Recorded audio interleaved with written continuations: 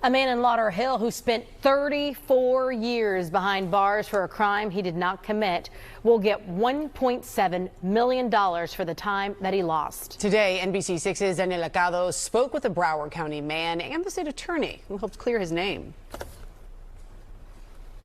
You know, that was it. You know, I was going to die in prison. My dream was to be a surgical technician, and all that was taken. I had no knowledge of a robbery, had any knowledge of anything where somebody been robbed. You know, I was home. I turned the anger into success. I took anger in where I educated myself.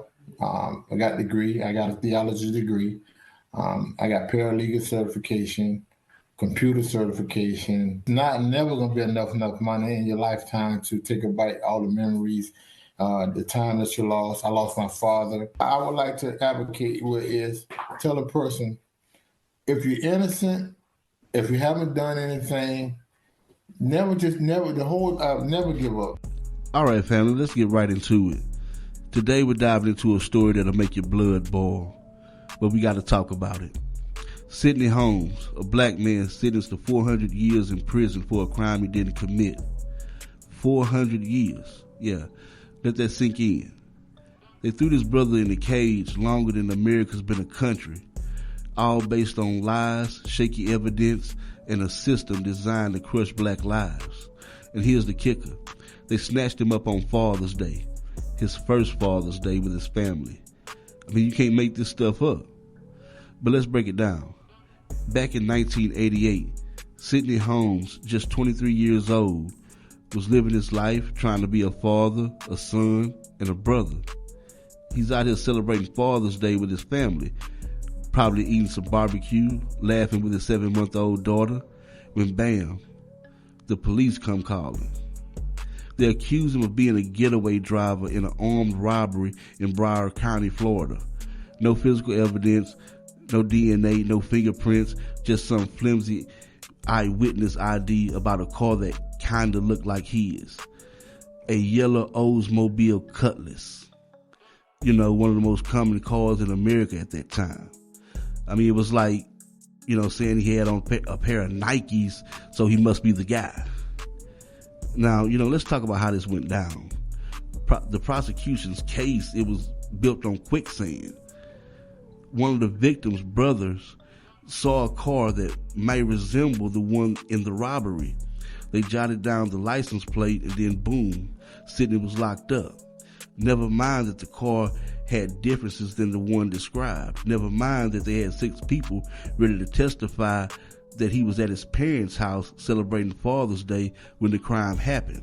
Never mind that the eyewitness couldn't even pick him out of a lineup at first. But when the system has you in the crosshairs, I mean, that's it. They slapped him with 400 years, a 400-year sentence. The prosecutors originally wanted 825 years. Yeah, 825 years for driving a getaway car. Even if it was true, that's crazy. They wanted to lock this brother up until 2813, and for what? Being a getaway driver, it's ridiculous. Sidney spent 34 years, more than half of his life, locked away. His father passed, his grandmother passed, he missed raising his daughter. All because of a lazy investigation, a flawed lineup, and a judicial system that's built on targeting black men. And here's the part that really gets me.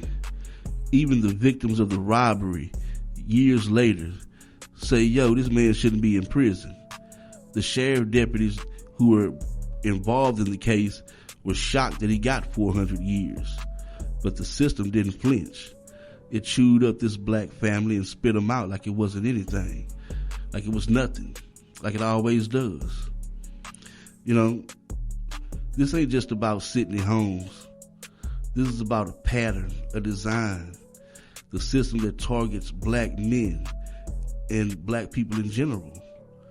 You know, rips them from their families and calls it justice.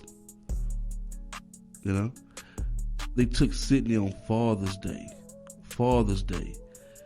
destroying a black family's joy robbing a daughter of her daddy and a mother of her son. And then when the truth finally comes out, they expect us to just move on. Like, nah, we ain't just moving on, we're going to call it out. Now here's the silver lining. Sidney didn't just give up. The man stayed strong, kept his faith, and even earned degrees in theology, public relations, legal services, and a computer certification while locked up. That's that black excellence shining through, even in the darkest places. In 2020, he reached out to the Broward State Attorney Civic Review Unit, and with the help of the Innocence Project, they proved what he'd been saying all along, that he was innocent. In March 2023, Sidney walked free, and the first thing he did was hug his mama. And to me, that's real. But hold up. Freedom ain't enough. Florida has a law that's supposed to pay out $50,000 for every year you were wrongfully locked up. Sounds good, right? Except Sidney didn't receive a dime at first because of some nonsense about a prior record from 1984. So you steal 34 years of this man's life and then tell him, nah, you don't qualify for compensation. That's that systematic BS we talk about every week on the Grassroots. Thankfully, after public outcry and a claims bill, Governor DeSantis signed off on a $1.7 million settlement for Sidney in July 2025. It's a start, but let's be real. $1.7 million doesn't bring back 34 years. Doesn't bring back his daddy. Doesn't bring back his daughter's childhood. Sidney's out here now writing a book, starting a foundation, advocating for the wrongly convicted, turning his pain into purpose. But, this story is not just about him. It's about us, about the system that keeps trying to break us while we keep rising. So what's the call to action? Stay woke. Support organizations like the Innocence Project. Push for reform. And when you see stories like Sidney's, don't just shake your head. Share it, talk about it, demand change. Because if we don't hold the system accountable, who will? And for the system itself, we see you. We don't forget. And, we damn sure ain't staying quiet.